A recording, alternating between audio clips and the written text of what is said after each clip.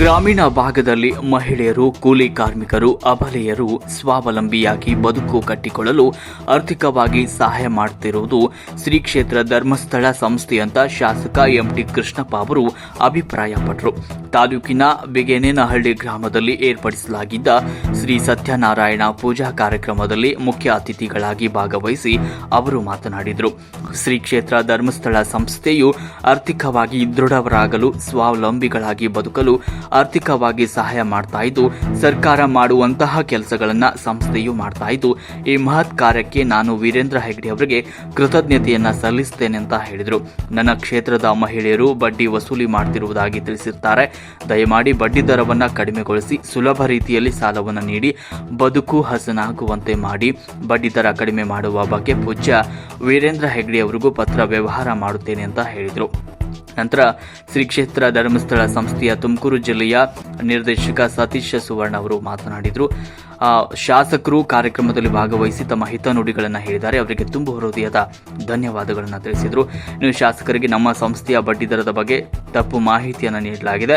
ನಮ್ಮ ಸಂಸ್ಥೆಯಿಂದ ಸ್ವಸಹಾಯ ಗುಂಪುಗಳಿಗೆ ಸಾಲವನ್ನು ನೀಡ್ತಾ ಇಲ್ಲ. ಸ್ಟೇಟ್ ಬ್ಯಾಂಕ್ ಆಫ್ ಇಂಡಿಯಾ ಬ್ಯಾಂಕ್ನವರು ಸಾಲವನ್ನು ನೀಡ್ತಾ ಇದ್ದು, ನಮ್ಮ ಸಂಸ್ಥೆಯು ಕರೆಸ್ಪಾಂಡೆಂಟ್ ಏಜೆಂಟ್ ಆಗಿ ಕೆಲಸ ಮಾಡ್ತಾ ಇದೆ ಹಾಗೂ ರಾಜ್ಯದಲ್ಲಿರುವ ಕಿರುಸಾಲ ಸಂಸ್ಥೆಗಳು ನೀಡುವ ಬಡ್ಡಿ ದರಕ್ಕಿಂತ ಅತಿ ಕಡಿಮೆ ಬಡ್ಡಿ ದರದಲ್ಲಿ ಸಾಲಗಳನ್ನು ಬ್ಯಾಂಕ್ ನೇರವಾಗಿ ಸ್ವಸಹಾಯ ಸಂಘದ ಸದಸ್ಯರುಗಳ ಖಾತೆಗಳಿಗೆ ನೀಡ್ತಾ ಇದ್ದು, ಶ್ರೀ ಕ್ಷೇತ್ರ ಧರ್ಮಸ್ಥಳ ಆಡಳಿತ ಮಂಡಳಿಯಿಂದ ಸಾಲವನ್ನ ನೀಡ್ತಾ ಇಲ್ಲ ಅಂತ ಸ್ಪಷ್ಟನೆ ನೀಡಿದರು. ಇನ್ನು ಸಂಸ್ಥೆಯ 10 ಹಲವು ಯೋಜನೆಗಳ ಬಗ್ಗೆ ಸ್ವವಿವರವಾಗಿ ಮಾಹಿತಿಯನ್ನ ನೀಡಿದರು. ಈ ಕಾರ್ಯಕ್ರಮದ ಅಧ್ಯಕ್ಷತೆಯನ್ನ ವಹಿಸಿದ್ರು. ಇನ್ನು ಈ ಸಂದರ್ಭದಲ್ಲಿ ಅರೇಮಲ್ಲೇನಹಳ್ಳಿ ಗ್ರಾಮ ಪಂಚಾಯತ್ ಅಧ್ಯಕ್ಷರಾದ ಹೇಮಚಂದ್ರ, ಶ್ರೀ ಕ್ಷೇತ್ರ ಧರ್ಮಸ್ಥಳ ಸಂಸ್ಥೆಯ ನಗರ ಯೋಜನಾ ಕಚೇರಿಯ ಯೋಜನಾಧಿಕಾರಿ ಯಶೋಧರ್, ಗ್ರಾಮಾಂತರ ಕಚೇರಿಯ ಯೋಜನಾಧಿಕಾರಿ ಶ್ರೀಮತಿ ಅನಿತಾ ಶೆಟ್ಟಿ, ಜಿಲ್ಲಾ ಜನಜಾಗೃತಿಯ ವೇದಿಕೆಯ ಶ್ರೀಮತಿ ರೂಪಾ, ಗ್ರಾಮದ ಮುಖಂಡಗಳಾದ ನಂಜೇಗೌಡ, ವಲಯ ಮೇಲ್ವಿಚಾರಕಿ ಶ್ರೀಮತಿ ಜಯಲಕ್ಷ್ಮಿ, ಒಕ್ಕೂಟದ ಎಲ್ಲಾ ಸೇವಾ ಪ್ರತಿನಿಧಿಗಳು, ಪ್ರಗತಿ ಬಂಧು ಸ್ವಸಹಾಯ ಸಂಘಗಳ ಒಕ್ಕೂಟದ ಸದಸ್ಯರು, ಸಾರ್ವಜನಿಕರು ಈ ಒಂದು ಕಾರ್ಯಕ್ರಮದಲ್ಲಿ ಉಪಸ್ಥಿತರಿದ್ದರು. ವರದಿ ಸುರೇಶ್ ಬಾಬು ಎಂ ತುರ್ಬೇಕೆರೆ. ಕ್ಯಾಲ್ಕುಲೇಟ್ ಮಾಡಿದ್ರೆ ತಿಂಗಳ 3-4% ಆಗುತ್ತೆ. ವರ್ಷಕ್ಕೆ ಹಾಕಿದ್ರೆ 48% ಆಗುತ್ತೆ. ಅದರಿಂದ ಹೆಣ್ಮಕ್ಳಿಗೆ ಗೊತ್ತಾಗಲ್ಲ ಪಾಪ. ಅದನ್ನ ಯೋಚನೆ ಮಾಡಿ ಈ 4% ಏನೋ 1% ಕೇಳಿ. ನಬಾರ್ಡಲ್ಲಿ ನಿಮ್ಗೆ 1% ಸಾಲ ಕೊಡ್ತಾರೆ, ನಮ್ಗೆ 1% 2% ಕೊಡಿ. ಲೆಕ್ಕ ಹಾಕಿ ನೋಡಿದಾಗ ನಮ್ಮ ಹೆಣ್ಮಕ್ಳಿಗೆ ಪಾಪ ಗೊತ್ತಾಗಲ್ಲ, ಕಟ್ತಾ ಇರ್ತಾರೆ ಸಾಲವ. ಅದನ್ನ ಲೆಕ್ಕ ಕ್ಯಾಲ್ಕುಲೇಟ್ ಮಾಡಿದ್ರೆ ಬಹಳ ಇಂಟ್ರೆಸ್ಟ್ ಆಗ್ತದೆ. ಅದನ್ನ ಸ್ವಲ್ಪ ದಯಮಾಡಿ ನಿಮ್ ಸ್ವಾಮೀಜಿಯವ್ರಿಗೆ ಹೇಳಿ, ನಿಮ್ ಸಂಸ್ಥೆಯವ್ರಿಗೆ ಹೇಳಿ, ಬಡ್ಡಿ ರೇಟ್ ಅನ್ನ ಕಡಿಮೆ ಮಾಡ್ಬೇಕು ಅಂತ ನಾನು ಶಾಸಕನಾಗಿ ನಮ್ಮ ಹೆಣ್ಮಕ್ಳ ಪರವಾಗಿ ನಿಮ್ಮಲ್ಲಿ ನಾನು ವಿನಂತಿಸ್ತೀನಿ. ಇದುವರೆಗೆ ಯಾವುದೇ ಸಂಸ್ಥೆ ಮಾಡಿದ್ರೆ ಹೋರಾಟಗಳು ನಡೀತಿದ್ದೋ, ಇದು ಸಾಧ್ಯ ಇಲ್ಲ ಅಂತ.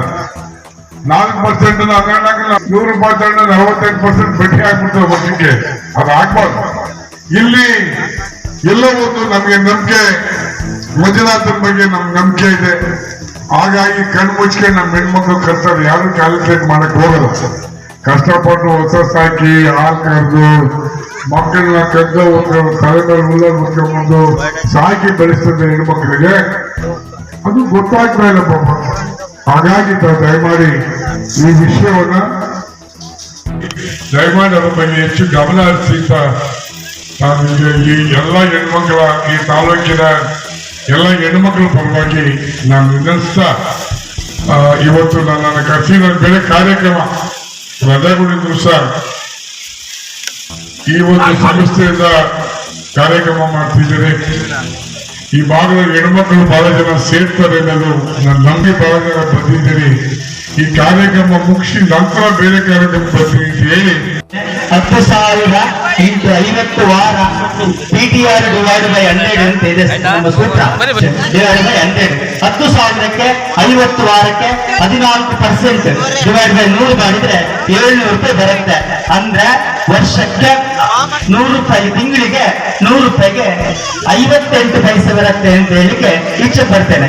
ಬೇಕಾದ್ರೆ ನಮ್ಮ ಮಾಧ್ಯಮ ಮಿತ್ರರು ಕೂಡ ಲೆಕ್ಕಾಚಾರ ಮಾಡಬಹುದು ಅಂತ ಹೇಳಿಕ್ಕೆ ಇಚ್ಛೆ ಪಡ್ತೇನೆ. ಬೇಕಾದ್ರೆ 1-2 ನಿಮಿಷ ಕೊಟ್ಟು ಲೆಕ್ಕಾಚಾರ ಮಾಡಿ ಅಂತ ಹೇಳಿಕ್ಕೆ ತಮ್ಮಲ್ಲಿ ವಿನಂತಿ ಮಾಡಿಕೊಳ್ತಿದ್ದೇನೆ. ಇದು ಒಂದು ನಮ್ಮ ದಯವಿಟ್ಟು ತಪ್ಪಾದ ಮಾಹಿತಿ ಇದೆ. ನಮ್ಮ ಎಲ್ಲ ಇಲ್ಲಿನ ಗಣ್ಯರಿದ್ದಾರೆ, ಪಂಚಾಯತ್ ಅಧ್ಯಕ್ಷರಿದ್ದಾರೆ, ನೀವೆಲ್ಲ ಆಗ ಟೀಮಿನಲ್ಲಿ ಇಲ್ಲಿದ್ದೀರಾ. ನಾನು ಅವರ ಮಾತಾಡುವಾಗ ಹೇಳ್ಬಿಟ್ಟು ಅವ್ರು ಹೋಗಿದ್ದಾರೆ. ಈ ಆ ಸಂದರ್ಭದಲ್ಲಿ ಕೇಳಿಸ್ಕೊಂಡು ಇರ್ಬೋದು. ಆದ್ರೆ